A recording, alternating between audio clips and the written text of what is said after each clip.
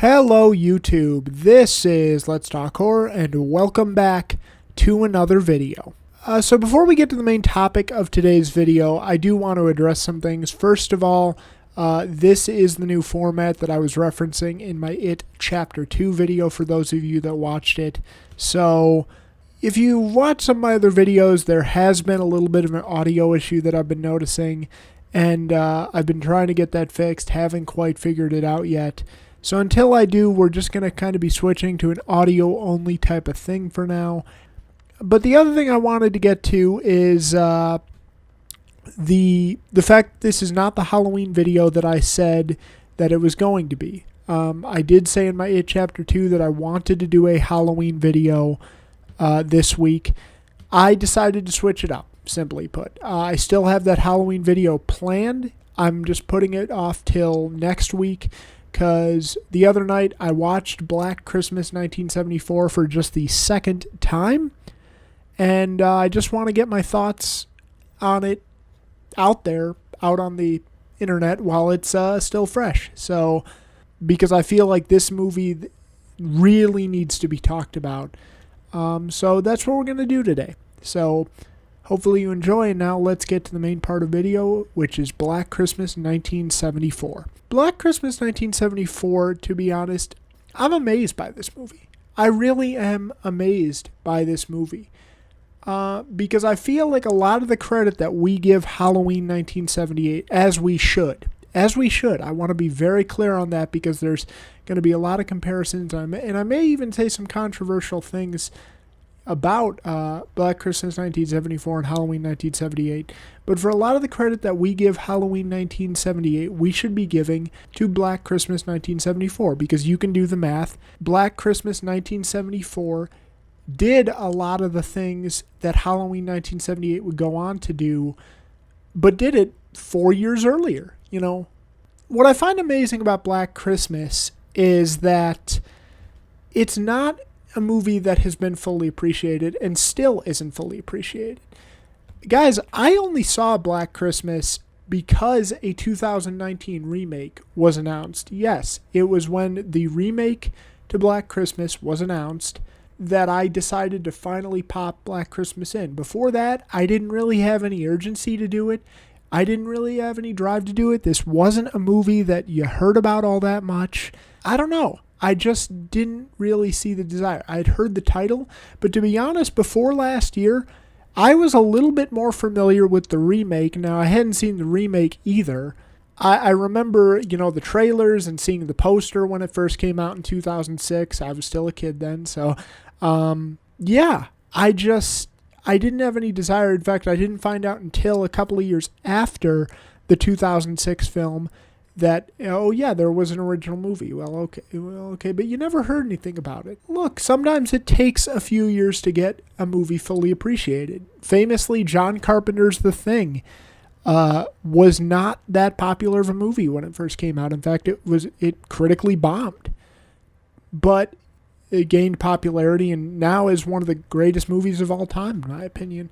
Another one like that is The Shining. The Shining by Stanley Kubrick was not well received when it first came out. Stephen King has always famously hated the movie, but it is now considered by many to be a horror classic. But at the same time, I don't think we see movies come along that often that are so ignored for a long period of time like Black Christmas has. And it's the quality of the movie that it is. Like, one comparison I would give is maybe to Halloween 3 Season of the Witch is one of the comparisons I would give. Because that movie for decades was, kind of scoffed at and ignored and not really paid attention to. The difference is Halloween 3 Season of the Witch, as I said in one of my other videos, is really good.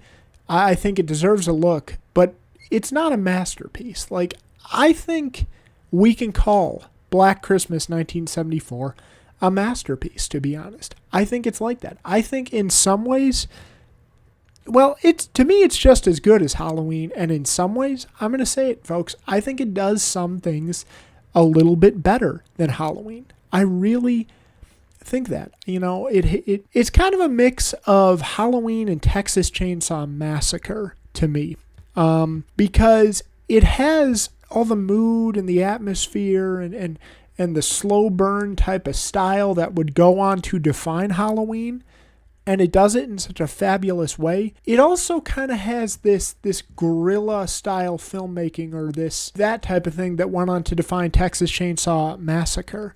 It's kind of a very old school, kind of a very grainy 1970s film, and I think it works in its favor. It makes it more unsettling in a way. Black Christmas 1974 does get under your skin. I think it does a really good job of that. In fact, it gets under your skin, I think, a little bit more than Halloween does. Look, there's going to be a lot of comparisons to Halloween in this video because, these two movies get compared a lot. But as much as we give credit to Michael Myers for being this unknown entity in that first one, we know even less about Billy. And except it's the exact opposite, where Michael Myers has this really iconic look and, never speaks and never never vocally expresses himself. We don't know what Billy looks like. We don't have any sort of backstory when he comes upon the house in the movie of Black Christmas. The only thing we know about him is his vocal performances, and his vocal performances are chilling. I think if the acting, the voice acting wasn't quite as good by, I believe, Nick Mancuso Jr., who did this movie, this would not have been as good. This would have come off as cheesy, but it's just so chilling, and it gets under your skin, and it makes it hard to watch. And just, how serious and how filled with dread the situation is, because they just show you the bare minimum in this movie. I mean, the way this movie builds tension is incredible, to be honest. It builds tension, by not showing you too much, and it just shows you, a door opening, or, the attic hatch opening and closing, or you hear Billy singing, or you see Claire in the rocking chair and the cat landing on her lap. It's very, it's amazing. It just doesn't show you too much. It lets the sound do its work, and it lets the little things do their job to build tension. The other thing I noticed when watching this movie is that it doesn't have a lot of music. Unlike Halloween, and again, I'm going to go back to the Halloween comparison, Halloween has a very, very, very memorable soundtrack. Black Christmas doesn't. I mean, there's no theme song or whatever, like Halloween that we attribute to Black Christmas. I mean, some might say Silent Night, Holy Night, but that's not really a Black Christmas song. That's just kind of a Christmas song. In this movie, they kind of use a little bit of a darker version of Silent Night, Holy Night, but I don't know if that's enough to consider it its own song. As far as, the music they use in the film, it's just kind of piano riffs and stuff like that, and it works. It works. I actually kind of like this movie because it lets the tension and the dread build with sound design, but not overly using music, I guess. It's pretty good. And the music they do use, that piano riff to go along with the phone calls, is just, again, so chilling, and it just gets under your skin. And then the house itself, again, going back to Halloween, for as much as we give Halloween credit for the small scale it's on, just this town of Haddonfield, Illinois, this small town, Black Christmas is on a smaller scale. It's just one house. It's just one sorority house, and Billy's up in the attic during the entire movie, essentially. And again, the house, like a lot of people say, is its own character.